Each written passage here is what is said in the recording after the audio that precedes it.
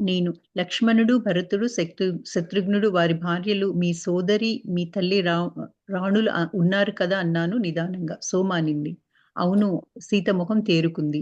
నేను విచారపడనవసరం లేదు. అతని ప్రేమ, భక్తులతో చుట్టుముట్టబడి ఉన్నాడు.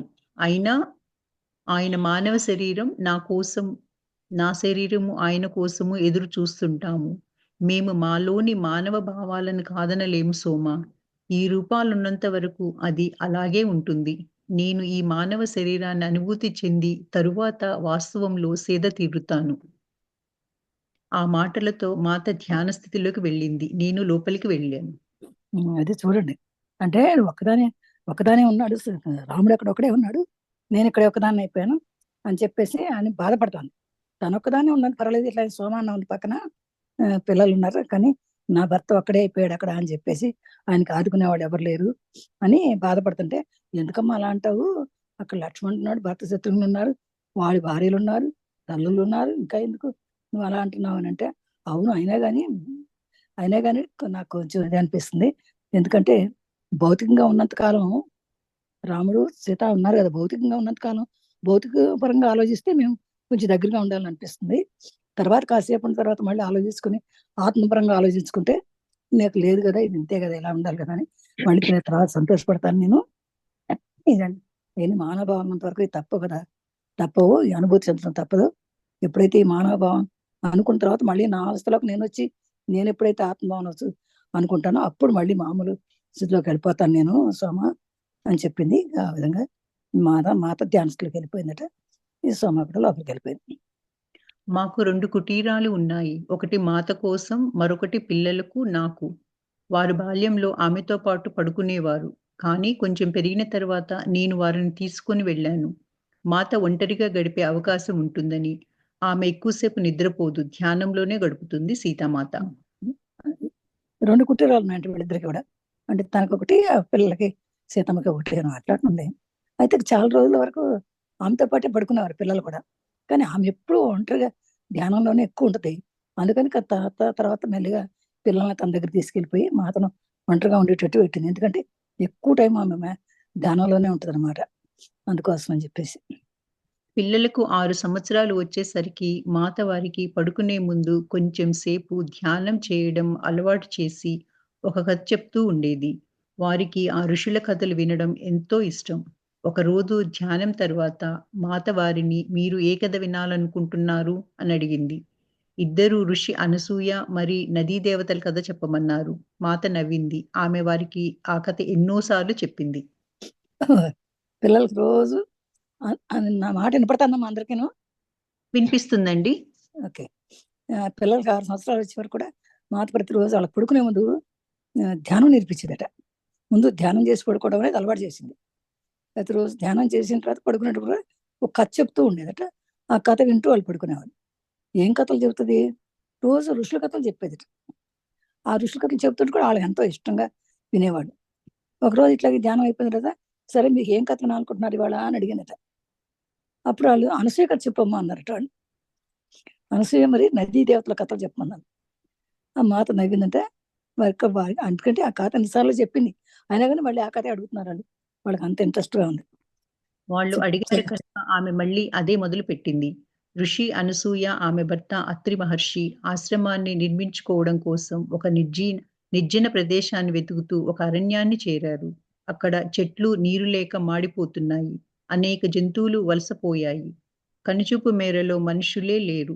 అత్రి మహర్షి ధ్యాన సాధనకు ఇది అనువైన చోటని భావించగా, ఏ హడావిడి లేకపోవడం బాగానే ఉన్నా జీవరాశి లేకపోవడం అనసూయ ఋషికి బాధ కలిగించింది. ఒకరోజు ఆమె అడవిలో నడుస్తూ ఉండగా ఆహారం లేకపోవడం వల్ల చిక్కి శల్యమైపోయిన ఒక పులి కనిపించింది. ఆమె అతడు తన పంజాతో నీటి కోసం నేలను తవ్వడం చూసింది. ఆమెలో కరుణ పెల్లుబికి ఈ అడవికి ఏమైందని అడిగింది. అబ్బా, చూసారా వాళ్ళిద్దరు కూడా, అత్రియ అనసూయ ఇద్దరు అన్నమాట, వైఫ్ అండ్ హస్బెండ్ వాళ్ళిద్దరు. వాళ్ళిద్దరు కూడా ఋషులు, ఇద్దరు మహర్షులు. అయితే వాళ్ళు ఆశ్రమం నిర్మించుకోవడానికి వచ్చారట. అడవికి వచ్చారు. అడవికి ఎట్లాంటి ప్రదేశం వచ్చారు? నిర్జన ప్రదేశం. అంటే ఏ జనం అనేవాళ్ళు ఒక్క మనిషి కూడా లేకుండా ఉండాలి, అలాంటి ప్రదేశానికి వచ్చారట వెతుక్కుంటూ. అక్కడ ఎట్లా అంటే అరణ్యంలో అక్కడ ఎట్లా అంటే చెట్లు కూడా నీళ్ళు లేకుండా మాడిపోయినాయంట. అంటే నీళ్లు కూడా లేవు కూడా, చెట్లే మాడిపోతున్నాయి. జనం అసలు ఒకళ్ళు ఉండరు. అలాంటి ప్రదేశానికి వచ్చారట. అనేక జంతువులు వలసపోయింది, నీళ్ళు లేకపోతే ఉండవు కదా, ఎక్కడ నీళ్ళు ఉంటే అక్కడ పరిగెత్తాయి జంతువులు కూడా. అలా వెళ్ళిపోయి కనుసూపు మూరలో మనుషులే లేరు ఎక్కడ. కానీ అలాంటి ప్రదేశమే కావాలనుకున్నాడు అత్రి మహర్షి. ఇదే సరైన చోటు మనం ధ్యానానికి భావించుకున్నాడు. సరే, ఏ హడావుడి లేకపోవడంతో బాగానే అనుకున్నారు. కొన్ని రోజులు ఉన్నారట. కానీ అక్కడ ఋషి అనసూయకు మాత్రం కొంచెం బాధ అనిపించింది. ఏంటి ఈ అడవిలోనూ ఎక్కడ ఆహారం లేకపోవడం వల్ల పక్షులు అన్ని కూడా చిక్కశల్యమైపోయినాయి, జంతువులన్నీ కూడా. అట్లా ఇలా ఉంటే మరి ఇట్లా ఉంటే ఎలాగా, దీనికి ఏమైనా చెయ్యాలని, అంటే ఇది ఇలా అయిపోయిందని బాధ కాదు వాళ్ళకి, ఇలా అయిపోవడానికి కారణం ఏంటి, ఈ నీళ్ళు లేకుండా ఉండడానికి కారణం ఏంటి, ఇవన్నీ చెప్పేసి వాడు ఆలోచిస్తున్నారు అన్నమాట. అయితే ఒక్క రోజున అట్లా ఉన్న అలాంటి సమయంలో బాగా చిక్కశల్యం అయిపోయిన పులి కనిపించిందట. ఎందుకు చిక్కశల్యం అయిపోయింది పులి? తిండి లేక. అసలు ఆహారం అనేది లేదు. ఏ జంతువు లేకపోతే అది మాత్రం ఏం చేస్తుంది, చాలా చిక్కశల్లిపోయి ఆమె తన పంజాబ్ నీటి కోసం నీళ్ళు దిగుతుందంట. నీరు కూడా లేదు, ఆహారం లేదు కదా, పైగా నీరు కూడా లేదు. అందుకని తన పంజాబ్ పెట్టుకొని నీటి కోసం నేల దిగుతుందంట. అప్పుడు ఈమె చూసే, అయ్యో పాపం, చూడండి ఎంత పెద్ద పులి కూడా ఎట్లా చిక్కశల్యం అయిపోయిందో, ఇది మరి నీరుకు లేక భూమిని తంతాంది, భూమిని తొలుస్తుంది భూమిని.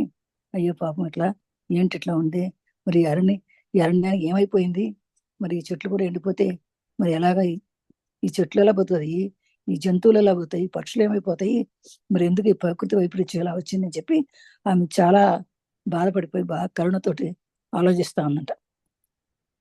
ఈ అడవి శపింపబడింది. అందువలన 10 సంవత్సరాల నుంచి వానలు లేవు అని చెప్పాడు విచారంగా. మాత, దయచేసి మాకు సహాయం చేయండి. అనేక తరాలుగా మా కుటుంబం ఈ అడవిలోనే నివసిస్తుంది. దీనిని వదిలి వెళ్ళటం భావ్యం కాదు. మాత అప్పుడు ఈ అరణ్యానికి నీటిని, జీవాన్ని తిరిగి తెస్తాను అని మాట ఇచ్చింది. ఆ రాత్రి ధ్యానంలో సహాయాన్ని వెతుకుతూ ఆమె దివ్యలోకాలకు ప్రయాణించింది. అబ్బా, చూడండి, నీళ్ళు లేవు, ఇంత దారుణంగా ఉంది ఇది, ఈ అడవి అంతా శపించబడింది, అందుకే నేను సంవత్సరాల నుంచి అసలు వానలేవు అని చెప్పింది. అప్పుడు చాలా అనుకునేది, అమ్మో లాభం లేదు, ఇక్కడ ఇట్లా ఉండడానికి వీల్లేదు, ఇన్ని తరాలుగా ఈ కుటుంబాలు ఈ అడవిలో ఎంతమంది ఇట్లా జంతువులు, పక్షులు, చెట్లు అన్ని ఇట్లా పాడైపోతున్నాయి, ఇలా ఉండడానికి వీల్లేదు, దీన్ని మనం ఏమన్నా చేయాల్సిందే. అంటే ఏమన్నా మళ్ళీ పూర్వభావం తీసుకురావాలి. మళ్ళీ పూర్వభావం తీసుకురావాలంటే అరణ్యానికి నీరు కావాలి. మరి అరణ్యానికి నీరు కావాలంటే ఏం చేయాలి? నేను తప్పకుండా తీసుకొస్తాను, తిరిగి మళ్ళీ పూర్వభావాన్ని తీసుకొస్తాను, నీటిని తెస్తేనే పూర్వభావం వస్తుంది అని మాట ఇచ్చిందంటే జంతువులు కూడా మాట ఇచ్చి ఇక రాత్రి ధ్యానంలో కూర్చుంది. ధ్యానంలో కూర్చొని ఏమైనా సరే దివ్యలోకాలకు ప్రయాణించింది. అంటే దివ్యలోకాలకు అంత దివ్య దృష్టి పెట్టి దివ్యలోకాలకు వెళ్ళిపోయి ఏమైనా సరే ఈ ప్రకృతిని రక్షించాలంటే నీటిని తేవాలి. ఆ నీటిని తెస్తాన్ని మాట ఇచ్చింది జంతువులకి. తను కూడా అలాగే ధ్యానంలో కూర్చునిపోయిందట. లవుడు ఉద్యోగంతో దివ్యలోకం ఎక్కడ ఉందమ్మా, మేఘాలపైన అని అడిగాడు. మాత నవ్వి అతని తలను హత్తుకుంది. ఈ విషయాన్ని అతనికి ఎన్నోసార్లు వివరించింది. కళ్ళు మూసుకో ఆమె సూచించింది. వారి హృదయాలపై మృదువుగా తట్టుతూ ఆమె వారితో, దివ్యలోకం మీ లోపలే ఉంది, అది ఎంత సుందరంగా ఉందో చూడండి అంది లవకుశులతో సీతామాత. అప్పుడు దివ్యలోకాలకు వెళ్ళిపోయింది అని అన్నసరికి అని చెప్తాను కదా, కథ చెబుతాను. ఆ దివ్యలోకాలకు వెళ్ళిపోయిందంటే మరి దివ్యలోకం ఎక్కడుందమ్మా అని అడిగాడు లవుడు. అయితే ఆ దివ్యలోకం ఎక్కడ అని తట్టి, దివ్యలోకం ఎక్కడో లేదు, ఆ దివ్యలోకం నీలోనే ఉంది చూడు అని చెప్పిందంట. ధ్యానంలో కూర్చొని తాను దివ్యలోకాలకు వెళ్ళిపోతాను కూడా అని మాత చెప్పిందట. బాగా ఆ కథని ఇంకా సాగించుకోవాలన్నమాట. దివ్యలోకంలో అప్పుడే ఉంది, ఎంత సుందరంగా ఉందో ఇంకా చూసుకోను, నువ్వు చూస్తే తెలుస్తుంది ఎంత సుందరంగా ఉందో అని కూడా చెప్పిందనమాట. ఆమె కథను కొనసాగించింది. అనసూయ ఋషి దివ్యలోకంలోని సౌందర్యాన్ని, జీవాన్ని అంతటినీ చూసి ఆ సౌందర్యాన్ని భూమిపైన ప్రత్యక్షీకరించాలనుకుంది. ఆమె ఒక నది వద్దకు వచ్చి ఆ అందమైన నదీ దేవత మందాకినీ దేవిని పిలిచింది. ఆ దేవత నది నుంచి బయటికి రాగా ఋషి ఆమెతో, దయచేసి అడవిలో జీవాన్ని పునరుద్ధరించడంలో నాకు సహాయం చెయ్యి. నాతో పాటు భూమి మీదకు రాని అడిగింది. బాబా, ఇంకా ఆ కథ ఇంకా మొదలుపెట్టింది, ఇంకా సాగించింది అనమాట. ఆ కథ ఏంటంటే, అనసూయమాత అట్లా ధ్యానం చేస్తాను కదా, అనసూయమాత దివ్యలోకాలకు వెళ్తానని చెప్పిందిగా, ధ్యానంలో కూర్చొని దివ్యలోకాలకు వెళ్ళిపోయింది. ఆ దివ్యలోకాల్లో చాలా సౌందర్యం అందమైనటువంటి జీవాలన్నిటిని చూసింది. అది చూసి ఆ సౌందర్యమే ఉండాలి భూమి మీద కూడా. ఇలాంటి సౌందర్యం దివ్యలోకాల్లో ఉన్న సౌందర్యం మరి భూమి మీద కూడా ఉండాలి కదా, భూమి కూడా ఉండాలని అనుకుంటాను. అయితే ఒక నది వద్దకు వెళ్ళిందట అక్కడే, ఆ దివ్యలోకాలని ఒక నది దగ్గరికి వెళ్ళింది. ఆ అందమైన నది చూసి అక్కడే మందాకిని అని పిలిచిందట. మందాకిని నది అనమాట, మందాకిని అని పిలిచింది. అయితే ఆ దేవత నది నది నుంచి బయటకు వచ్చింది. నది నుంచి మందాకిని బయటకు వచ్చింది. బయటకు వస్తే ఒక పాయ అనమాట, అది ఒక చిన్న పాయ. ఆ గోదావరికి చిన్న ఉపాధి అనుకుంటుంది. అది వచ్చి రాగానే చెప్పిందట, ఆ దేవత నది నుంచి బయటికి రాగానే ఋషి అందట, దయచేసి మీరందరూ కూడా అడవిలో ఉన్న జీవాలని పునరుద్ధరించండి. అడవిలో ఎన్నో జీవాలు ఉన్నాయి, ఆ జీవాలకి నీరు లేదు, చెట్లకు నీళ్ళు లేవు, పక్షులకు నీళ్ళు లేవు, అదంతా భూమి అంతా పాడైపోతుంది. కానీ మళ్ళీ పునర్జీవనం రావాలంటే మీరు సహాయం చేయాలమ్మా, మీరు తప్పకుండా భూమి మీద రావాలి అని చెప్పేసి ఆమె బతిమాలిందనమాట. కానీ నదీ దేవత తల కొట్టుకొని, నువ్వు నన్ను ఈ సుందర ప్రదేశాన్ని వదిలి ఆ నిర్వీర్యమైన చోటుకు రమ్మంటున్నావు ఎందుకు అని ప్రశ్నించింది అనసూయ మాతను. అది కానీ ఆ నది దేవత అందంట తలగొట్టుకుని, అయ్యో నన్ను అక్కడ రమ్మంటున్నావా, ఇంత సుందర ప్రదేశాన్ని ఇక్కడ వదిలేసేసి, దివ్యలోకంలో సుందర ప్రదేశం వదిలేసి ఆ నిర్వీర్యమైనటువంటి, అంటే అసలు ఏమి ఎండిపోయినటువంటి దాని ప్రదేశానికి, అలాంటి చోటుకు నన్ను రమ్మంటున్నావా, ఎందుకమ్మా ఎందుకు అని అంటానంట. ఋషి అనసూయ తనను తాను నిలువరించుకోలేకపోయింది. తొందరపాటు ధ్వనించే స్వరంతో ప్రేమ వలన అని బదులు ఇచ్చింది. ఆ వృక్షాలు, జంతువులు నీరు లేకుండా బాధపడుతున్నా వాటి పట్ల ప్రేమతో మానవులు తమ ఆహారం కోసం కూడా మొక్కలు, జంతువులపైనే ఆధారపడతారు. కనుకతో ప్రేమతో రా అంది అనసూయమ్మ.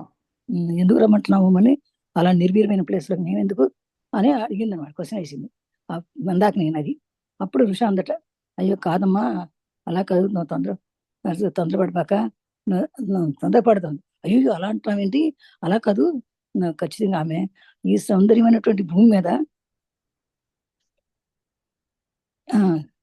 అది ప్రేమ ఉండాలమ్మా, కొంచెం ప్రేమ కురిపించండి, దాని మీద కూడా ప్రేమ. ఎందుకంటే ఈ భూమి మీద ఉన్నటువంటి ఆ వృక్షాలు, జంతువులు, పక్షులు అన్నీ కూడా నీరు లేకుండా బాధపడుతున్నాయి. మరి వాటి పట్ల కొంచెం ప్రేమ ఉంచండి.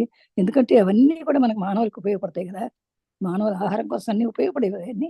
అందుకని ప్రకృతిని రక్షించాలి. అందుకని తప్పకుండా మీరందరూ మీద ప్రేమ ఉంచి, మీరు భక్తితోటి ప్రేమతో రండి అమ్మా, మీరు ప్రేమతో రండి. అంటే ఒక కసితో కాదు, కోపంతో కాదు, ఒక ప్రేమతో రండి. ఈమె కూడా ప్రేమతోనే పిలుస్తుంది వాళ్ళని కూడా ప్రేమతో రమ్మని అడుగుతాను అన్నమాట. ఋషి యొక్క గాఢ భక్తికి ఆ దేవత చెలించిపోయింది. నీకోసం నేను వస్తాను అంది ఆమె. నువ్వు ఇక్కడ సౌందర్యాన్ని అక్కడ ప్రతిబింబిస్తే, నువ్వు అరణ్యానికి తిరిగి జీవం తేగలిగితే నేను దానిని పోషించడానికి వస్తానంది మందాకిని నది. అది ఋషి అన్నారు. ఆమె అనసూయ యొక్క మాతక ఆ గాఢమైన భక్తికి చలించిపోయారట. ఎందుకంటే తన కోసం ఏం అడగట్లా, లోక కళ్యాణం కోసం అడుగుతుంది. ఎవరైనా ఒకళ్ళ కోసం అడిగితే ఆలోచిస్తారు, అది కాదు కదా. లోక కళ్యాణం కోసం ఎట్లా చెట్లు, పక్షులు, జంతువులు, మనుషులు మొత్తం అందరిని గురించి అడుగుతుంది కనుక అది చూసరికి వీళ్ళ బాధ కూడా చలించిపోయారట. నీకోసం నేను వస్తాను, సరే నువ్వు అంత అడిగావు కనుక, ఇంత గాఢమైన ప్రేమతోటి ఇంత లోక కళ్యాణం కోసం అడిగావు కనుక తప్పకుండా మేము వస్తామని చెప్పేసి అక్కడికి తప్పకుండా ప్రస్తుతం నువ్వు తప్పకుండా అరణ్యానికి జీవం తేవాలనుకుంటున్నావు, మేము కూడా తప్పకుండా వస్తామని చెప్పారట వాళ్ళు. ఋషి అనసూయ తిరిగి తన భౌతిక రూపంలోకి వచ్చి గాఢ తపస్సులో మునిగిపోయింది. మీకు నేను తపస్సు అంటే ఏమిటో చెప్పాను. దివ్యలోకం అదృశ్యమైంది. బాలులిద్దరూ కళ్ళు తెరిచారు. చాలాసేపు ధ్యానం చేశాము అన్నాడు కుషుడు. మరి త్యాగము, ఆహారాన్ని, నిద్రను వదిలేయండి తోడు పలికాడు లవుడు. అది ఋషి మళ్ళీ బయట రూపంలోకి వచ్చేసి గాఢంగా తపస్సు చేసుకుంటుందని చెప్పింది అమ్మ. అయితే దివ్యలోకంలో ఉండి అదృశ్యం అయిపోయిందమ్మా అని చెప్పారు వాళ్ళిద్దరు. ఎందుకంటే మళ్ళీ వచ్చేసింది కదా మాత, అందుకే దివ్యలోకం అంతా అదృశ్యం అయిపోయింది అని వాళ్ళ ఇద్దరు కూడా లవకుశులు కళ్ళు తెరిచారట. చాలాసేపు ధ్యానం చేశాం అన్నాడు కుశులు. అయితే మరి త్యాగము అంటే ఆహారాన్ని, నిద్రని వదిలేసామా అన్నాడట లవుడు. అంటే త్యాగం కూడా చేయాలి, ఒట్టి ధ్యానమే సరిపోదు, త్యాగం కూడా చేయాలి. త్యాగం చేయాలంటే ఆహారాన్ని, నిద్రని కూడా మరి వదిలేయాలంట. అది త్యాగం అని చెప్పి అడుగుతున్నాడు లవుడు. మాత తల ఊపింది. అది ఎన్నో రూపాలలో ఉన్నప్పటికీ అవన్నీ ఒక లక్ష్యం కోసమే. అదేమిటో మీకు జ్ఞాపకం ఉందా? మన ఇచ్ఛను బలీయం చేసుకోవటం లవుడు అన్నాడు. మళ్ళీ మాత తల ఊపింది. మానవ ఇచ్ఛలో ఎంతో బలీయమైన శక్తి సూర్యదేవుడు ప్రకాశవంతమైన సూర్యుని శక్తి కంటే బలీయమైన శక్తి ఉంది. కానీ మనకు దానిని ఏ విధంగా ఉపయోగించుకోవాలో తెలియదు. అది మన లోపలే మూయబడి ఉంది. తపస్సు ఈ ఇచ్ఛ యొక్క శక్తిని వెలికి తీస్తుంది. ఈ విషయం ఎప్పుడు జ్ఞాపకం ఉంచుకోండి. వాడు కళ్ళు విప్పార్చుకొని చూశారు సీతామాత వైపు. అది అప్పుడు త్యాగం అని చెప్పాను కదా, మా తలుపి ఇది ఎన్నో రూపాల్లో ఉన్న వస్తుంది. ఏంటి ఈ త్యాగం అనేది ఎన్నో రూపాల్లో చేయొచ్చు మనం. ఇది ఏదైనా ఒక లక్ష్యం కోసం ఒకటి పెట్టుకోవాలి. అంటే ఈ పని చేస్తున్నానంటే దీనికి ఇది చేయాలి. ఇప్పుడు అనసూయమాత ఏం చేసింది? ఈ భూమి మీదకి నీరు తీసుకురావాలి, ధ్యానం చేసింది. అలాగే మనం కూడా ఏదో ఒక త్యాగంతో ఒక దాంతో చేయాలి అని చెప్పి అదేమిటో మీకు జ్ఞాపకం రాదు. అంటే మన ఇచ్ఛను, అంటే మనం ఏదైతే కావాలనుకుంటున్నామో దాన్ని బలీయం చేసుకోవడం అన్నాడు రాము. అంటే మనం అప్పుడు అట్లాగే కదా, మాత అనసూయమాత ఏం చేసింది? ఏమైనా సరే భూమి మీదకి నీళ్ళు తీసుకురావాలి అనుకుంది. అందుకని ఆ కోరిక ప్రకారం ఆ ధ్యానం చేసింది. అలాంటిది అనమాట మనం కూడా చేయాల్సింది అని అన్నాడు. అప్పుడు మళ్ళీ మాత అలిపి అందుట మానవిచ్చు సర్వేశవతం ఇది ఎంతో బలీన బట్టి సూర్యదేవుడు ఉన్నాడు కదా, సూర్యదేవుడు ఎంతో బలవంతుడు, ఎంతో శక్తివంతుడు, ఎంతో ప్రకాశవంతుడు. ఆ ప్రకాశవంతుడు సూర్యుని శక్తి ఉంది. ఆయన సూర్యుడు ప్రతిరోజు మన తూర్పును ఉదయిస్తున్నాడు, ప్రకాశిస్తున్నాడు అంటే అది మామూలు విషయం కాదు. అందుకని సూర్యదేవుడు ప్రత్యక్ష దైవం అంటారు. అందుకే మనందరం పొద్దున్నే లేచి రోజు సూర్యోదయం టైంకి ముందే లేచి స్నానం చేసి సూర్యదేవుడికి నమస్కారం చేసుకుంటే మనకు కూడా ఎంతో శక్తి వస్తుంది. ఎందుకంటే ప్రకాశం అని ఎంత శక్తి అలాంటి ఎవ్వరూ చేయలేరు. అంత శక్తిని ఎవరు పుట్టించలేరు. ఒక సూర్యదేవుడికి ఆ శక్తి ఉందన్నమాట. అందుకని అంత బలీనటువంటి శక్తి ఆయనకి మాత్రమే ఉంది. కానీ మనకు దాన్ని ఏ విధంగా ఉపయోగించుకోవాలో తెలియదు. కానీ సూర్యదేవుడికి ఎంత శక్తి ఉందో, ఎంత ప్రకాశం చదువుతున్నాడో దాన్ని ఆ శక్తిని ఏ విధంగా ఆయన ఇచ్చేటువంటి శక్తిని మనం ఏ విధంగా ఉపయోగించాలో మనకు తెలియదు. కానీ అది మన లోపలే మోయబడి ఉంది. ఆ తెలుసుకునే శక్తి మనలోనే ఉంది. ఎప్పుడైతే మనం ధ్యానం చేసుకుంటామో ఆ ధ్యానంలో ఆ సూర్యశక్తిని తెలుసుకోగలుగుతాం. ఆ తపస్సు ఆ ఇచ్చే యొక్క శక్తిని వెలికి తీస్తుంది. అంటే మనం ఏది కావాలంటే అది నెరవేరాలంటే దానికి తపస్సే కారణం. ఆ తపశ్శక్తిలో అంత ఘనత ఉంది. ఏది కావాలంటే అది తీసుకోగలం మనం. అది మన తపస్సు లేకపోతే మనం అది మూసేయబడింది మనలో. అది బయట తీయాలంటే తపస్సు చేయాలి. తపస్సు అంటే మనం ధ్యానం అన్నమాట. ఈ విషయం ఎప్పుడు జ్ఞాపకం ఉంచుకోండి అని వాళ్ళు కళ్ళు ఉప్పార్చుకొని చూస్తున్నారట. అంటే అర్థమైందా? పిల్లలకు చెప్తుందన్నమాట. మీకు ఏ శక్తి కావాలన్నా సూర్యుడు ఎంతో శక్తి ఉంది. ఆ శక్తిని మనం ఉపయోగించుకోవట్లే. కానీ ఏ శక్తి అయినా నీకు కావాలంటే ఆ శక్తి ఎలా ఉపయోగించుకోవాలన్నా, లేకపోతే ఎంత శక్తి ఉందన్నా తెలుసుకోవాలి. నీకు కూడా ఏ శక్తిని కావాలంటే నువ్వు ధ్యానం చేస్తే అది కూడా నీకు వస్తుంది. అది కూడా తెలుస్తుంది ఎంత శక్తి ఉందో, ఎలా వచ్చిందో ఏంటో అనే సంగతి కూడా. నీకు ఏది కావాలంటే అది ధ్యానం వల్ల మాత్రమే సిద్ధిస్తుందని మాత మరీ పిల్లలకు చెప్పింది అనమాట. అంతేకాదు అది భక్తికి కూడా బలం చేకూరుస్తుందా? అడిగాడు. మాత తల ఊపింది. అది మానవులకు ఇవ్వబడిన వరం. అయితే చాలా మంది మనుషులకు ఆ వరం గురించి తెలియదు. ఆ ఇచ్ఛను మేలుకొల్పడానికి ఎంతో సాధన, శిక్షణ అవసరం. ఋషులకు మాత్రమే ఆ రహస్యం తెలుసు. ఋషి అనసూయకు అద్భుతమైన ఇచ్ఛా శక్తి ఉంది. అనేక సంవత్సరాలు ధ్యాన సాధనకు అంకితమై ఆమె దానిని జాగృతీకరించుకుంది. ఆమె ఆశ్రమం వెనుక ఒక పెద్ద శిల, ఏ సామాన్య మానవుడు ఎక్కలేని కొండ ఉంది. కానీ అనసూయ తన ఇచ్ఛాశక్తితో దానిపైకి ఎక్కి నిద్రాహారాలు లేకుండా ధ్యానంలో కూర్చుంది. సంవత్సరాలు గడిచినా ఆమె కదలలేదు. దేవతలు భయపడి ఆమెను ధ్యానం నుంచి వెలికి తేవడానికి ఎన్నో రకాల ప్రయత్నాలు చేశారు. మాత అది అది చెప్పింది. అంతేకాదు ఈ భక్తికి కూడా బలం చేకూరుస్తుంది. ఏది? ఈ ధ్యానం. ఈ ఊరికే భక్తి ఉండటం వల్ల సరిపోదు. రోజు పూజ చేసి మనం ఎన్నో కొబ్బరికాయలు కొట్టి ఇది చేస్తాం కదా, ఇన్ని పూలు పెట్టింది. కానీ అది ఒక రకమైన భక్తి. కానీ ఆ భక్తికి బలం చేకూరాలంటే లేకపోతే అక్కడే ఉంటాం, ఆ మెట్టు మీదే ఉంటాం. ఆ భక్తిని దాని నుంచి మనం మెట్టు పైకి ఎక్కాలి అంటే మనకు ధ్యానం కావాలి. ఆ ధ్యానంలో ఆ భక్తికి శక్తిని చేస్తుంది. భక్తికి బలం చేకూర్చాలంటే నీకు ధ్యానం కావాలి అంది అని చెప్పేసి మాట చెప్తుంది. మానవులకి ఇప్పుడు ఇవ్వబడిన వరం ఏంటంటే చాలా మంది మనుషులకు ఆ విషయం తెలియదు.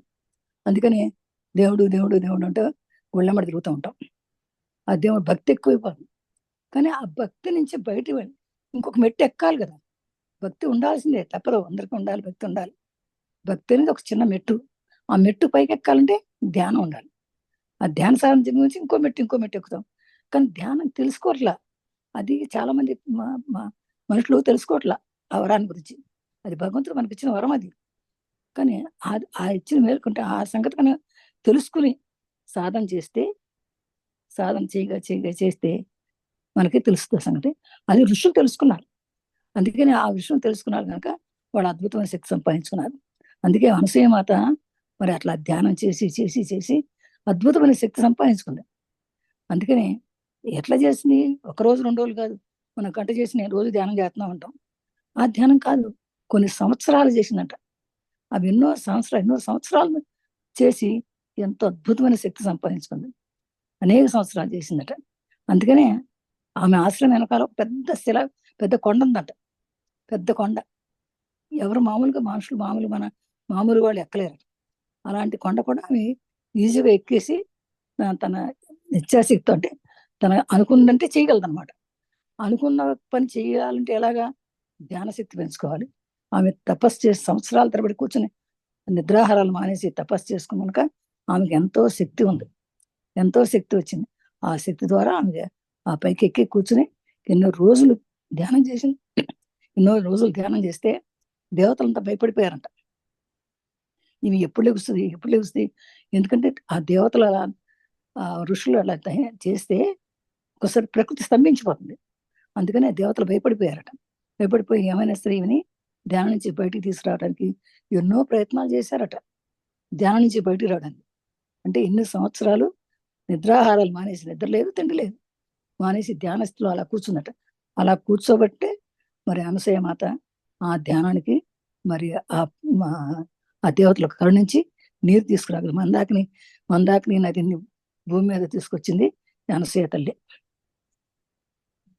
వారు ఆ విధంగా ఎందుకు చేశారు అడిగాడు కుశుడు. ఆమె ఈ ప్రపంచానికి సహాయం చేయడం కోసమే ప్రయత్నిస్తుంది కదా మరి. వారు ఆమె ధ్యానానికి భంగం కలిగించాలని ఎందుకు అనుకున్నారు అడిగాడు కుశుడు. అది మరి ఆ విధంగా ఎందుకు చేశారు వాళ్ళు మరి అడిగాడు. ఆమె ఎందుకంటే ఆమె ప్రపంచానికి మంచి చేయాలనుకుంది. తన కోసం కూర్చోలేదు. ఈ ధ్యానస్థితిలో అంతసేపు అని కూర్చుని అంత త్యాగం చేయాల్సిన అవసరం ఏం లేదు తన కోసం. ఇది ప్రపంచం కోసం, విశ్వశాంతి కోసం, విశ్వ కళ్యాణం కోసం ప్రయత్నం చేసింది. మరి ప్రయత్నం చేసింది కదా, మరి ఎందుకు మరి ధ్యానానికి భంగం కలిగించారు వీళ్ళు అని మళ్ళీ క్వశ్చన్ వేశారట. వారు ఆమె ఇచ్ఛాశక్తిని పరీక్షిస్తున్నారు. వారు ఆమెను కేవలం మనిషిలాగా చూసి దేవతల పరీక్షను తట్టుకోలేదనుకున్నారు. కానీ ఆమె నిలిచింది. కేవలం తన ఇచ్ఛాశక్తి ద్వారా ఆమె వృక్షాలను చిగురింపజేసింది. వృక్షాలు తిరిగి జీవం పోసుకోవడంతో జంతువులు కూడా తిరిగి వచ్చాయి. అయినా ఇంకా అక్కడ నీరు లేదు. కానీ అనసూయ ఋషి తాను దేవలోకంలో చూసిన దృశ్యాన్ని భూమి మీద సృష్టించింది. అప్పుడు ఆమె మందాకిని దేవి వద్దకు వెళ్ళి, ఇప్పుడు నువ్వు భూమి మీదకు రా, దాంతో పునరుద్ధరింపబడిన వృక్షాలు, జంతువులు నిలిచి ఉండడానికి నీరు లభిస్తుందని అడిగింది.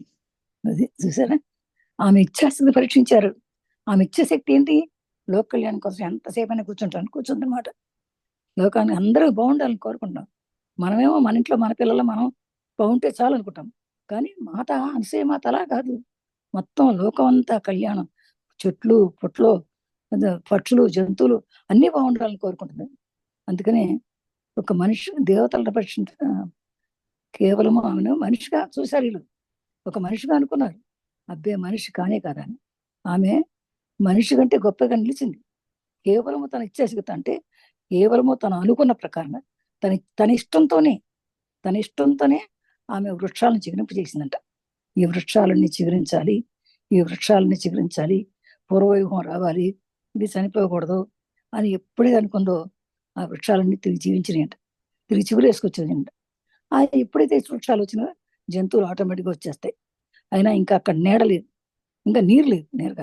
నీరు లేదు. నీరు ఉంటేనే కదా చెట్లు, జంతువులకైనా చెట్లకైనా మళ్ళీ పూర్వవైభవం రావాలంటే నీరు కావాలి. అందుకని నీరు లేదమ్మా, అందుకని తప్పకుండా నువ్వు రావాలని చెప్పి మందాకిని దేవిని అడిగిందట. అక్కడికి వెళ్ళి, నువ్వు లేదమ్మా, నువ్వు ఇప్పుడు భూమి మీదకి రా నువ్వు, ఎందుకంటే ఇదివరకు ఉన్నటువంటి పూర్వవైభవం రావాలంటే తిరిగి మళ్ళీ వృక్షాలన్నీ కూడా చిగురించాలంటే మళ్ళీ జంతువులకు ఆహారం కావాలంటే నువ్వు రావాలి తప్పకుండా, నువ్వు వస్తేనే అవి నీకు జరుగుతాయేమో అని అడిగిందట. మందాకిని తీసుకొచ్చింది. అనేక సంవత్సరాలు గడవటం వల్ల మందాకిని దేవి తన వాగ్దానం మర్చిపోయింది. కానీ ఆ ఋషి సృష్టించిన దానిని చూసిన తర్వాత ఆమె ముందుకు ప్రణమిల్లింది. అమ్మా, గొప్ప ఋషి, నీ కోసం నేను వస్తాను. లోక కళ్యాణం కోసం నువ్వు ఎంతో త్యాగం చేశావు. నీ ప్రేమ అంతటిది అని మందాకిని. మందాకిని కూడా సరే అంది, కానీ రాలేదట. రాలా వెంటనే సరే అని ఒప్పుకుంది, కానీ రాలా. ఎందుకంటే అనేక సంవత్సరాలు అలా గడిచిపోయిందట. మర్చిపోయింది తన వాగ్దానం చేసిన మాట. నువ్వు వస్తాను సరే నువ్వు చెప్పిన మాట అందగానే మర్చిపోయిందట.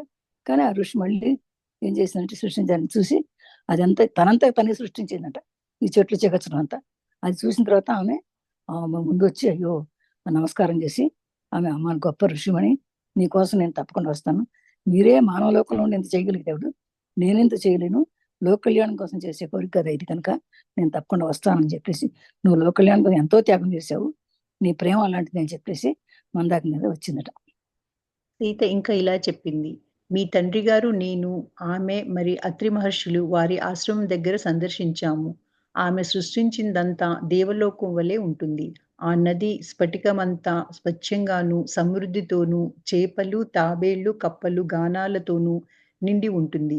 అందమైన బాతులు నీటికి అందాన్ని తెస్తుంటాయి.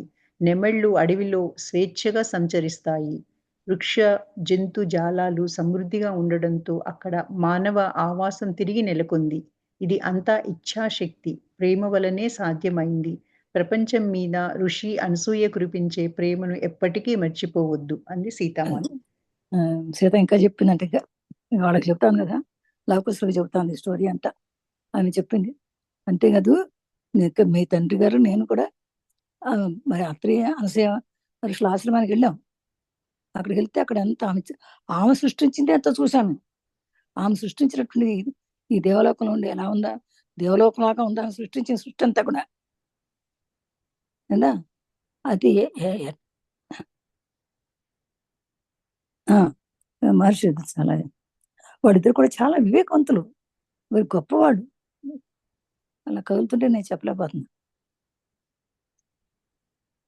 సరే, అయితే అప్పుడు అది ఎట్లా ఉండంట ఆ నది అంటే స్ఫటికం లాగా, అంటే పైన చూస్తే కింద కనపడుతుంది కదా, ఆ నది స్ఫటికం లాగా, అంటే అంత స్వచ్ఛంగా ఉందట. నీరు సమృద్ధిగా ఉందట. ఆ లోపలంతా అంత సమృద్ధిగా అంత హాయిగా ఉండేసరికి ఆ నెలలో చేపలు, తాబేళ్ళు, కప్పలు ఎంతో సంతోషంగా ఉన్నాయట. అందమైన బాతులు ఆ నీటికి అందాన్ని తెచ్చాయి. నెమళ్ళు అడవిలో స్వేచ్ఛగా తిరుగుతున్నాయి. నీకు వృక్షాలు, జంతుజాలాలు సమృద్ధిగా ఉన్నాయి. నీళ్లుంటే మరి చెట్లు వస్తాయి, చెట్లు ఉన్నాయి, జంతువులు రకంగా స్వేచ్ఛగా తిరుగుతున్నాయి, అన్ని సమృద్ధిగా ఉన్నాయి అని చెప్తుంది మేడం. అడవి అంతా వృక్ష జాతులు అన్ని చాలా సమృద్ధిగా ఉన్నాయి. అక్కడ అన్ని ఉండేసరికి మానవాళ్ళు కూడా ఉన్నారు. మానవాళ్ళు కూడా అంతకుముందు అడవిలోకి వీళ్ళు వచ్చినప్పుడు ఎవ్వరు లేరు కదా, అలాంటిది మానవులు కూడా వాళ్ళు మెల్లిగా మొదలెట్టేశారు, వాళ్ళు కూడా రావడం. ఇదంతా ఎలా వచ్చింది? ఇదంతా ఒక అనసూయ మాత ఇచ్ఛాశక్తి వల్లే ఆమె అనుకుంది, ఆమె సృష్టించింది. ఆమె ప్రేమ ఇదంతా, దీనికంతటికి ఆమె ప్రేమే నిరసనం. ప్రేమ వల్లే సాధించింది. అందుకని మనం ఎవరు మర్చిపోకూడదు, ప్రేమ వల్ల ఏదైనా సాధించవచ్చు, పగ వల్ల ఏది సాధించలేం. అందుకని మనం ఎప్పుడు కూడా పగ, శత్రుత్వం అనేది ఏమాత్రం మన మనసులో ఉంచకూడదు. ప్రేమ వల్ల ఎలాంటి కష్టమైనా సాధించగలం. అందుకని అందరూ కూడా ఎప్పుడూ ప్రేమతో ఉండాలి. ప్రేమ అందరినీ ప్రేమించడం నేర్చుకోవాలి. ఇంట్లో వాళ్ళని ప్రేమించాలి, వీధిలో వాళ్ళని ప్రేమించాలి. అంతేకాదు ప్రతి ప్రాణిని ప్రేమించడం నేర్చుకోవాలి. ప్రతి చీమని, దోమని కూడా ప్రేమించడం నేర్చుకోవాలి మనం. ఏదో ఒక రోజు మనం ఆమెను కలుసుకోగలమా అడిగాడు కుషుడు. నేను అలాగే ఆశిస్తాను. మాత నిశ్శబ్దంగా ఉంది. అది నా కోరిక. నేను ఈ భూమిని వెళ్లే ముందు నిన్ను ఒకసారి కలవాలని నా కోరిక అనసూయ మాత అంది సీతామాత. అబ్బా, మేము చూడొచ్చు ఆమె నేను అడిగారు వీళ్ళంటే, మరి అంత గొప్ప మహత్యం నా లేడీని చూడాలని అనిపించింది. అందుకే అలాగే ఆశిస్తాను అని ఇష్టం అని చెప్పి, నా కోరిక కూడా అదేను, ఈ భూమిని నేను విడిచి వెళ్లే ముందు మరొకసారి కలవాలంది మాత అనసూయ అని చెప్పి అందట. తప్పకుండా చూపిస్తానని చెప్పింది. మాత ఈ మాటలు అనుకున్న తర్వాత ఒక మృదువైన వాయువు సమాధానాన్ని అత్యంత మృదువుగా ఇచ్చింది. తథాస్తు. ఆ మరుసటి రాత్రి మళ్ళీ కథకు సమయం దగ్గర పడ్డప్పుడు బాలురు అనసూయ, ఋషి, మందాకిని నదుల కథను అడిగారు. మాత నవ్వి, "ఈ కథను రాత్రే చెప్పాను. మీకు కొత్త కథ వినడం ఇష్టం లేదా?" అనంది. వారిద్దరూ తల ఊపారు. "అయితే ఇప్పుడు నేను మీకు అరుంధతి ఋషి, వశిష్ఠ మహర్షుల కథ చెప్తాను. వారిని కలుసుకోవటం మీకు జ్ఞాపకం ఉందా?" అని అడిగింది సీతామాత. అలా ఆ మాటలు అనుకున్న తర్వాత ఆమె ఎప్పుడైతే నేను కలుస్తానో మళ్ళీ అనసూయమాతను అనుకున్నప్పుడు ఒక రకమైనటువంటి మృదువైన వాయువు, ఒక గాలి వచ్చిందట. ఆ గాలి ఎంతో తనకు తగిలి తదాస్తు అన్నట్టు అనిపించిందంట. అంతా మాటకి ప్రకృతి కదా, ఆ ప్రకృతిలోని మాటలే వినపడతాయి ఆమెకి. తప్పకుండా అని జరుగుతుంది అనసూయమాతను కలుసుకోవటం అని చెప్పి వాయువే చెప్పింది అనమాట. ఆ తర్వాత మళ్ళీ వచ్చి పిల్లలు మళ్ళీ మళ్ళీ చీకటి పడ్డప్పుడు నెక్స్ట్ డే మళ్ళీ వచ్చి మళ్ళీ కథ చెప్తావమ్మా, అనసూయ ఋషి మాట చెప్తావా మళ్ళీ కథ అని చెప్పి అడిగారట. మందాకిని నదులు అనసూయ మాత కథలు చెప్తావా అడిగితే, ఆ కథ రాత్రి విన్నారు కదా, మళ్ళీ ఇంకో కొత్త చెప్పడం మీకు ఇష్టం లేదు, ఇంకో కొత్త కథ విందురు కానీ అని చెప్పినారు. సరే దాని అన్నారట వాళ్ళు. అప్పుడు నీకు అరుంధతి ఋషి వశిష్ఠ మహర్షి వీళ్ళిద్దరు భార్యాభర్తలు అన్నమాట. వశిష్ఠుడి భార్య అరుంధతి. అందుకని వాళ్ళిద్దరి కథ కూడా చెప్తాను, వారిని కలుసుకోవటం మీకు జ్ఞాపకం ఉందా అని. వాళ్ళు ఎప్పుడో కలుసుకున్నాము సరే, మీకు జ్ఞాపకం ఉందా అని అంటున్నారు. ఆ విధంగా వాళ్ళిద్దరి కథ కూడా చెబుతాను. ఈ విధంగా మాత మహర్షుల కథలు చెప్పి పిల్లల్ని ఎంత జ్ఞానవంతులు చేసిందో మనం కూడా అర్థం చేసుకోవాలి. అలాగే తల్లిదండ్రులు ఎప్పుడు కూడా పిల్లలకి మంచి భవిష్యత్తు ఉన్నటువంటి కథలు చెప్పాలి, సౌమ్యమైన కథలు చెప్పాలి అని మనకు రుజువు అవుతుంది ఇప్పుడు. వారు లేదన్నట్లు తల ఊపారు. వారు మిమ్మల్ని సందర్శించారు. కానీ మీరు చాలా చిన్నగా ఉండడం వల్ల అది జ్ఞాపకం ఉంచుకోలేదు. అరుంధతి ఋషి, వశిష్ఠ మహర్షి ఇద్దరూ చాలా వివేకవంతులు, శక్తివంతులు. ఆ ఋషులకు వివాహం జరిగింది. వశిష్ఠ మహర్షి ఏ ఆయుధాన్నైనా తిప్పికొట్టగల మంత్రాన్ని తెస్తే, అరుంధతి ఋషికి వితరణ శక్తి ఉంది. ఆమె ఎంతమందికైనా భోజనం పెట్టగలదు. ఒకరోజు కౌశికుడనే మహారాజు వారి శక్తుల గురించి విని ముందుగా తెలియజేయకుండా తన పెద్ద సైన్యంతో వారిని సందర్శించడానికి వచ్చాడు. ఋషి అరుంధతి వారందరికీ ఆహారం సమకూర్చింది. వారు బయలుదేరుతుండగా మహారాజు ఆమెను అంతమందికి ముందు తెలియజేయ అంతమందికి ముందు తెలియజేయకుండా తయారు చేసే సమయం లేకుండా ఆహారం సమకూర్చగలగడంలో రహస్యం ఏమిటని అడిగాడు. చూసారా, ఈసారి చెప్పింది కదా వశిష్ఠుడు మాత అరుంధతి మాత వాళ్ళిద్దరి గురించి చెప్తాను మీకు అని. వాళ్ళు మీకు చిన్నప్పుడు మీరు చూసారు గుర్తున్నా అడిగితే వాళ్ళు గుర్తులేదని చెప్పారు. ఎందుకంటే వాళ్ళు చాలా చిన్న పిల్లలప్పుడు వాళ్ళు వచ్చి వెళ్ళారు, అప్పుడు దీవించి వెళ్ళారు వాళ్ళు అప్పుడే. ఓన్లీ నిజమే మీరు చాలా చిన్నపిల్లలు, అందుకని మీకు గుర్తులేదు అని చెబుతుంది అనమాట. మాత చెబుతాంది, వశిష్ఠ మహర్షి చాలా గొప్పవాడు, గొప్ప వివేకవంతులు వాళ్ళిద్దరు కూడా. అదేవిధంగా చాలా శక్తివంతులు. ఆ ఋషులు వివాహం జరిగింది ఆ విధంగా. అయితే వశిష్ఠ మహర్షి ఏ విధాన్ని ఎలాంటి ఆయుధం తీసుకొచ్చినా తిప్పికొట్టేయగలడు. అంటే తనకి ఎలాంటి శత్రువులు ఉండరు అనమాట. ఎందుకంటే ఎవ్వరూ తన మీద ఆయుధాలు ఉపయోగించలేదు, ఎందుకంటే తను తిరిగి పెట్టేయగలదు. అయితే మరి ఆ అందరికి ఇంకో శక్తి ఉంది. ఏంటది? ఎంతమంది వచ్చినా భోజనం పెట్టగలంట. ఇంట్లో మరి ఎట్లా అనిపించిందో, ఎంతమంది వచ్చిన భోజనానికి వచ్చి భోజనం పెట్టమన్నా పెట్టేయగల శక్తి ఉందట ఆమెకి. అలా అంటప్పుడు ఒకరోజు కౌశికుడు అంటే విశ్వామిత్రుడు, ఆ విశ్వామిత్రుడే వచ్చాడు. మహారాజు వచ్చి ఒక మహారాజు, అప్పుడు కౌశికుడు విశ్వామిత్రుడు మహారాజు. ఆ రోజుల్లో చాలా వాళ్ళ శక్తి గురించి తెలుసు, విన్నాడు. వాళ్ళ ఇంటికి చెప్తాండు కానీ ఇట్లా వశిష్ఠ అరుంధతి మాతలు ఎప్పుడైనా వచ్చి వాళ్ళ ఇంటికి భోజనానికి వస్తే ఎంతమంది వచ్చినా పెట్టేస్తారు అని చెప్పి తెలిసిందంట. తెలిసి ఏం చేశాడు, ముందుగా ఏం తెలియదు, మేము ఎంతమంది వస్తున్నామని తెలియకుండానే తన సైన్యం, పెద్ద సైన్యంతో వచ్చి మేము భోజనానికి వచ్చాం అని చెప్పేశాడు. ఋషులు అందరికీ ఆహారం పెట్టిందట. వాళ్ళు బయలుదేరిపోతున్నప్పుడు మహారాజు ఆమె అంతమందికి తెలియజేయకుండా ఎలా భోజనం తయారు చేయకుండా ఎలా చేయగలిగారు అని తెలుసుకున్నారు. రహస్యం అడిగారట. ఈ రహస్యం ఏంటని తెలుస్తుంది. దీంట్లో వచ్చి చెప్పారో లేదో లేకపోతే నాకు కూడా తెలుసు. ఋషి అరుంధతి చాలా మర్యాదగా ప్రభు ఆశీర్వాదం వలన అని చెప్పింది. మహారాజు సైనికులలో కొందరు తాము వశిష్ఠ మహర్షి వద్ద ఒక పవిత్రమైన ఆవు, కామధేను ఉందని, అది లెక్కలేనన్ని పాలు ఇస్తుందని విన్నామని చెప్పారు. ఆ ఆవు వారి సమృద్ధి రహస్యమని భావించి తమ రాజుకు దానిని బహుమతిగా ఇవ్వమంటారు. వశిష్ఠ మహర్షి క్షమాపణ కోరుతూ ఆ కామధేనువు తన భార్యకి ఎంతో ప్రియమైనదని, అది ఆమె కొరకు మాత్రమే పాలిస్తుందని చెప్పాడు. దానివల్ల వారికి ఏమీ ఉపయోగం ఉండదని చెప్పాడు. ఈ తిరస్కార మహారాజును ఆగ్రహానికి గురిచేసింది. అతను కోరినది ఏదైనా ఇవ్వడానికి ఎవ్వరూ తిరస్కరించలేదు. దానితో అతను సైనికులను ఆ ఆవును తీసుకురమ్మని ఆదేశించారు. అది అరుంధతి మాత్రం ఎట్లా పెట్టగలిగింది, దీని రహస్యం ఏంటి కనుక్కోండి అన్నాడు. వాళ్ళ పని వాళ్ళందరూ కూడా కనుక్కోండి అంటే అన్నారు. వాళ్ళు కనుక్కుంటే ఏమైందంటే వాళ్ళకి కామధేను అనే ఆవు ఉంది. ఆ కామధేను అరుంధతి మాత్రం పాలు ఎన్ని కావాలంటే అన్ని పాలు ఇస్తుందట. ఎన్ని కావాలంటే పాలు కాదు, ఏది కావాలంటే అది ఇస్తుంది కామధేను అంటే. ఏది కావాలంటే అది ఇస్తుంది అనమాట. ఆ రహస్యం అది అనమాట. ఆ కామధేను దండం పెట్టుకుని నమస్కారం చేసుకుని ధ్యానం చేసుకుంటే ఆ కామధేను అరుంధతి మాత్రం ఏం కావాలని అది చేస్తుంది. అది రహస్యం. దానివల్లే ఇవ్వగలిగింది, ఇంతమంది పెట్టగలిగింది భోజనం అని ఆ రహస్యం చెప్పేశారు రాజు కౌశికుడికి, అంటే విశ్వామిత్రుడికి అనమాట.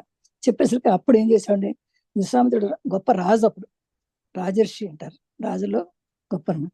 అయితే అతను ఏం చేశాడంటే, నేను గొప్ప రాజుని, మీరేదో తపస్సు చేసుకునేవాళ్ళు ఇక్కడ అంటే మీకెందుకు అలాంటిది, నేను రాజుని కనుక నాకు కావాలి అది ఇవ్వమంటారు. అంటే మీకు ఉపయోగపడదు, అది అరుంధతి మాత్రమే ఇస్తుంది పాలు, ఏది కావాలన్నది, కానీ మీకు ఉపయోగపడదు అని అంటారు. లేదు లేదు, మాకేమైనా సరే మాకు ఆవు కావాలి, ఇంతవరకు ఎవరో నేను అడిగింది ఇవ్వను అంటున్న వాళ్ళు ఎవరు లేని లోకంలో, మీరు ఇవ్వకపోయినా బలవంతంగానే నేను తీసుకెళ్తాను కానీ నాకు అది కావాల్సింది అని పట్టుబడతాడు అనమాట. అప్పుడు వశిష్ఠ మహర్షి తన భార్య వైపు చూశారు. వారిద్దరూ ఒకే మనస్సు కలిగి ఉండడం వల్ల ఏం చేయాలో ఆమెకు తెలుసు. ఆమె ఆవు ముందు నిలబడి మహారాజుతో, మహారాజా, నేను మిమ్మల్ని ప్రార్థిస్తున్నాను, ఈ ఆవును నా నుంచి విడతీయవద్దు. అది నా కుమార్తె వంటిది. బిడ్డను తల్లి నుంచి వేరు చేయటం అన్యాయం. అది మీకు ధర్మం కాదు అంది. అప్పుడు వశిష్ఠ మహర్షి అన్నాడు, దాని భార్య వాళ్ళకి ఇష్టం లేదు, ఎలా ఇస్తారు వాళ్ళు, అందుకని చెప్పి ఆమె ఏందట, వాళ్ళిద్దరితో ఒకే మనసు కాబట్టి ఇద్దరు ఒకే రకంగా ప్రవర్తిస్తారు, ఇద్దరు గొప్పవాళ్ళు, వాళ్ళకి ఏం చేయాలో తెలుసు ఆమెకి ఎట్టయినా. అందుకని ఆమె ఆ వైపు తిరిగి కామధేను వైపు తిరిగి అన్నట, మహారాజా, నేను మిమ్మల్ని ప్రార్థిస్తున్నాను, ఈ ఆవును నా నుంచి దూరం చేయదు, ఎందుకంటే ఈమె నాకు కుమార్తె సమానం, అందుకని మీరు తల్లి బిడ్డని ఎట్లా వేరు చేస్తారు అని చెప్పేసి, అది న్యాయం కాదు మీకు, అది మీకు ధర్మం కాదు అని చెప్పి అరుంధతి మాత చెప్పిందట కౌశికుడితో. మహారాజు దీనితో విచక్షణ కోల్పోయాడు. అతనికి వశిష్ఠ మహర్షికి మధ్య యుద్ధం జరిగింది. తన శక్తివంతమైన ఆయుధాలన్నిటినీ మహర్షి మంత్రాలతో తిప్పికొట్టడంతో అతని కోపం మరింతగా ఉప్పొంగింది. తన భౌతిక శక్తి సామర్థ్యాల కంటే తపస్సు గొప్పదని గ్రహించి తన మహారాజత్వాన్ని వదిలి శక్తి సంపాదించడం కోసం గాఢ ధ్యానాలలోకి ప్రవేశించాడు మహారాజు. తనే తెలుసు కదా మనకి ముందుగానే, అత్రి మహర్షికి ఏ ఆయుధం పనిచేయదు, ఎన్నో ఆయుధాలు పెట్టి ఆమె చంపాలని చూశాడు, చేస్తే ఎన్ని ఆయుధాలు పెట్టి ఆయన తిప్పికొట్టాడు. ఆయన మహాశక్తి, ఆయన అంత శక్తివంతుడు అని తెలుసుకున్నా కానీ ఈయన కోపం తగ్గల, ఈ భౌతిక శక్తి లాభం లేదు, మనం కూడా గొప్ప శక్తి సంపాదించుకోవాలి, నేను కూడా చాలా శక్తి సంపాదించుకొని ఆయనలాగా అప్పుడు ఆయన్ని తిప్పికొడతాను నేను అని చెప్పేసి ధ్యానంలోకి వెళ్ళిపోయాడట. అతను సాధన చేశాడు. తన స్వయం కృతంతో శక్తివంతమైన ఋషిగా మారాడు. అయితే వశిష్ఠ మహర్షి శక్తి ముందు తాను సాధించింది ఎందుకు కొరగాదని గ్రహించి ఆగ్రహంతో వారిద్దరితో ఆయన, మీరు కుమార్తెలా చూసుకుంటున్న మీ గోవును నాకు ఇవ్వడానికి నిరాకరించారు కనుక మీ కుమారులందరూ చనిపోవాలని నేను శపిస్తున్నాను. ధ్యాన సాధన ద్వారా అతని శపించే శక్తి పొందాడు. మాత తన కుమారుల ముఖాలలో భయాన్ని చూసి కొంతసేపు ఆగింది. సీతామాత. అది అప్పుడు ఏం చేశాడంటే సాధన చేశాడు బాగా, రాజర్షి కదా శ్రీరాముడు కూడా, అందుకని బాగా సాధన చేశాడు. ఎందుకంటే వశిష్ఠుడు అంత గొప్పవాడు నేను కూడా అవ్వాలనుకున్నాడు, అనుకుని సాధన చేశాడు కొన్ని సంవత్సరాలు సాధన చేశాడు, మంచి ఋషిగా మారిపోతే అయితే మాత్రం వశిష్ఠ మహర్షి అంత శక్తి తనకెక్కడ వస్తుంది, అది అనుకోవట్లేదు, శక్తి తాను ఎంత వాడిని అని చేశాడు. ఆగ్రహంతో వచ్చి కోపంతో వచ్చాడు, వారిద్దరితో అన్నాడు, మీరు కుమార్తెలు చూసుకున్నటువంటి మీ గోవుని నాకు ఇవ్వడానికి నిరాకరించారు కనుక మీరు ఇవ్వనన్నారుగా మీ ఆవుని, అయితే మీ కొడుకులందరిని చంపేస్తాడు. వాళ్ళకి 100 మంది కొడుకులు ఉంటారు అనమాట, 100 మంది కొడుకులు ఉంటారు వాళ్ళకి, వాళ్ళందరినీ చంపేస్తానని చెప్తాడు. అయితే తన కుమారుడు ముఖాన్ని చూసి భయంతో కొంచెంసేపు ఆగిందంట, కానీ మొత్తం మీద 100 మంది కుమారులను చంపేస్తాడు ఈ కౌశికుడు. వాళ్ళందరూ చనిపోయారా? కుశుడు నెమ్మదిగా అడిగాడు. అవును, ఋషి అరుంధతి, వశిష్ఠ మహర్షి, వారి కుమారులందరూ చనిపోవటం చూశారు. కానీ ఒక ఋషి శాపాన్ని తిప్పకొట్టకూడదు కనుక వారు నిస్సహాయంగా చూస్తూ ఉండిపోయారు. మహారాజు వారిని ఓడించలేకపోయాడు. కానీ వారి హృదయాలను గాయపరిచాడు. అయితే ఆ శాపం వారి కుమార్తెలకు అంటలేదు. వారి కుమార్తెలు తమ తల్లిదండ్రుల విచారాన్ని చూసి వారి బాధను తొలగించడానికి తామేం చేయాలని చర్చించుకున్నారు. ఏం చేశాడు ఆ ఋషి, మొత్తం మీద అది ఇంక పిల్లలు అడిగారట, అయ్యో చనిపోయారు వాళ్ళందరూ అని అడుగుతున్నారు. కుశుడు అడిగాడట. అవును, ఋషి అరుంధతి వశిష్ఠ మహర్షి కూడా వాళ్ళ కుమారులందరూ చనిపోవడం చూశారు. చనిపోయారు అంటే ధ్యానశక్తితో చెప్పించేశాడు, వీళ్ళ కుమారులందరూ చనిపోరు కాక అన్నాడు. వాళ్ళందరూ చనిపోయారు, వీళ్ళిద్దరు కూడా చూశారు. కానీ ఒక ఋషి శాపానికి వీళ్ళు అనుకున్నారట, తిరిగి మళ్ళీ శపించాలంటే వీళ్ళు శపించవచ్చు, కానీ వీళ్ళు శపించడానికి వాళ్ళకి ఇష్టం లేదు. వాళ్ళు నిస్సహాయంగా ఉండిపోయారు. ఆ మహారాజు వాడిని చూసి ఓడించలేకపోయాడు అనుకున్నాను, కానీ వారి హృదయాలు గాయపరిచాడు. అయితే ఆ శాపం వల్ల ఏమైందంటే వాళ్ళ కుమార్తె కంటలేదట.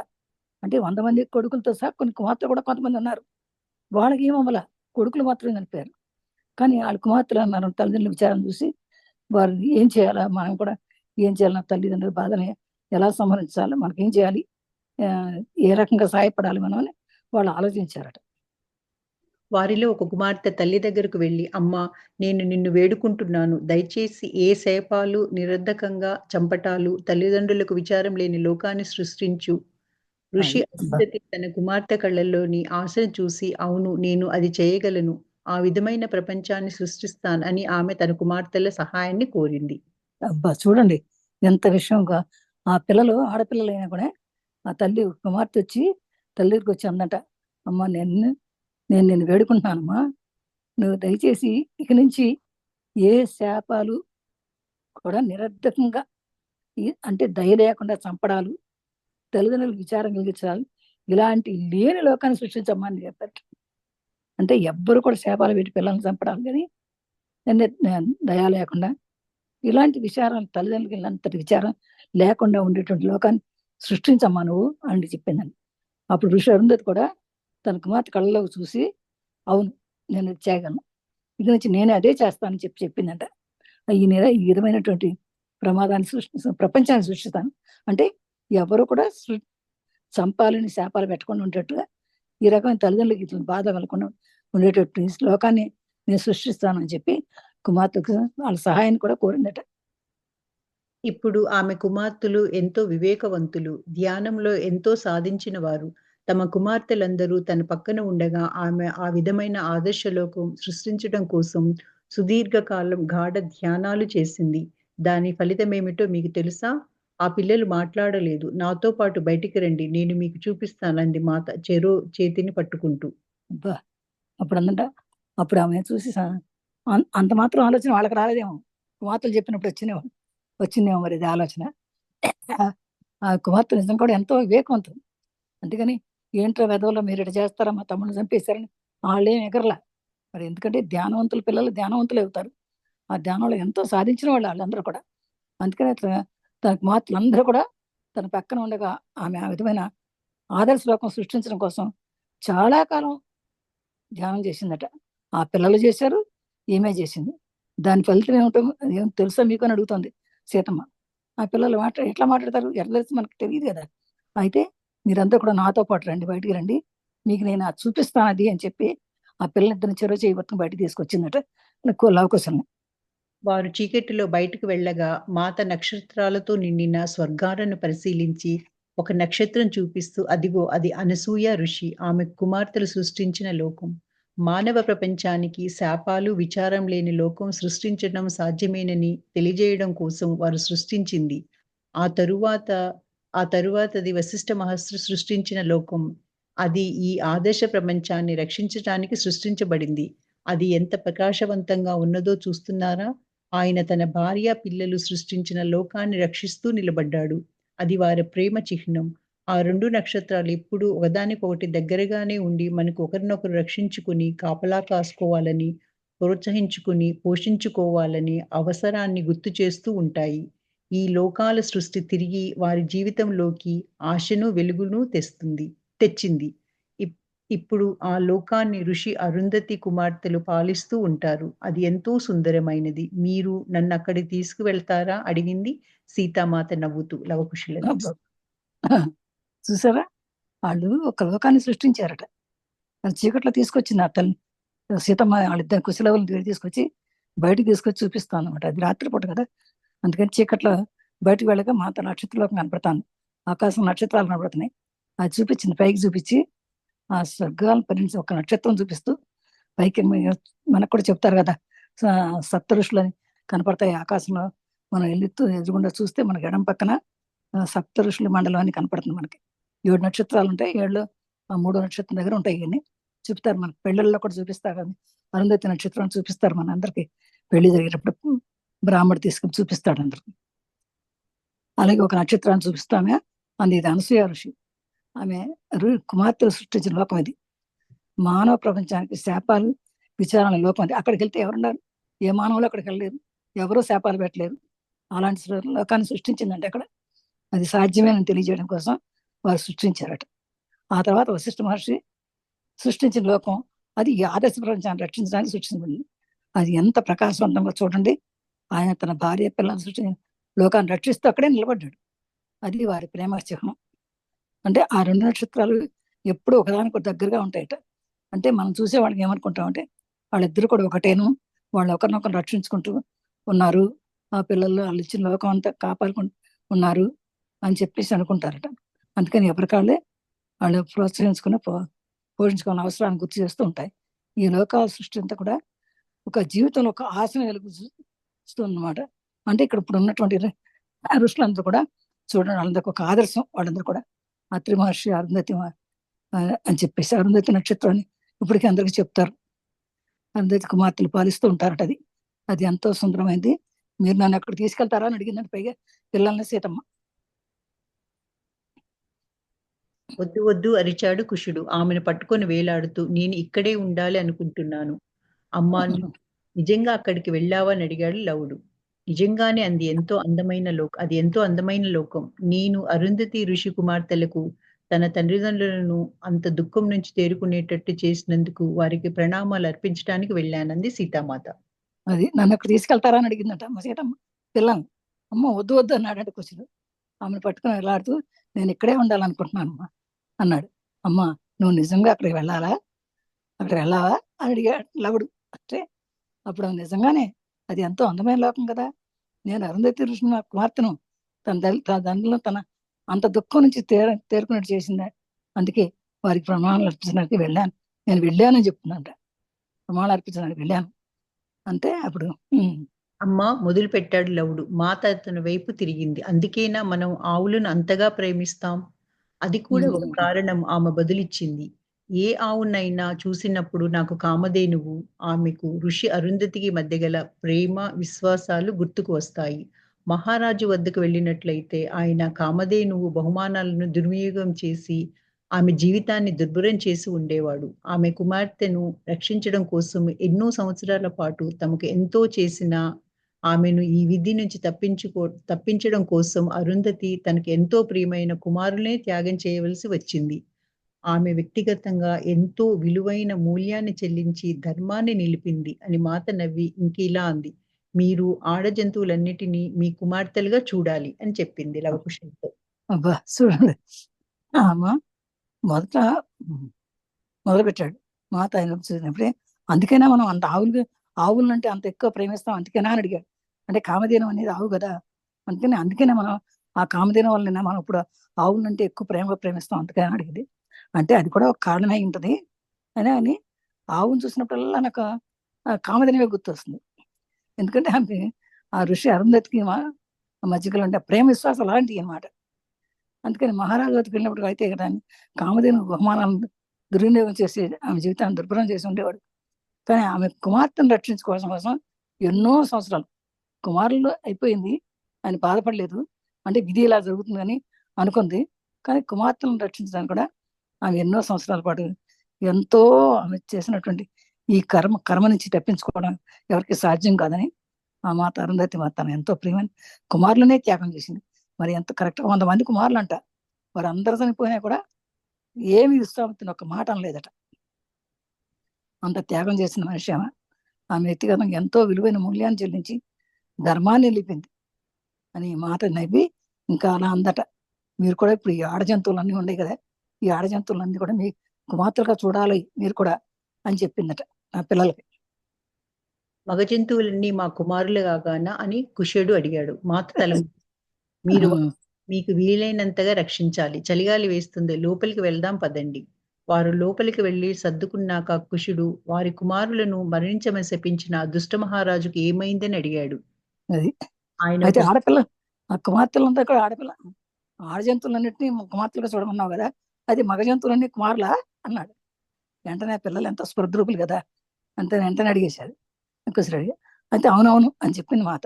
మరి మీరు వాటిని మీకు వీలంతగా రక్షించండి అని చెప్పి చలిగాలి వేస్తుంది, లోపలికి వెళ్దాం పదా అని చెప్పేసి లోపలికి తీసుకెళ్ళిందట. ఆయ- వారి కుమారులు మరణి శపించి ఆ దుష్ట మహారాజుకి ఏమైందని అడిగాడు. ఆయన ఒక అది అయ్యాడు. లోపలికి వెళ్ళాక కుసిరి అడిగాడు, విశ్వామిత్ర మరి మహర్షి ఆ కుమారులు అంతమందిని చంపేశాడు కదా, మరి ఆ దుష్ట మహారాజు అంటే విశ్వామిత్రుడు, అతనికి ఏమైంది అని అడిగారు. ఆయన ఒక గొప్ప మహర్షి.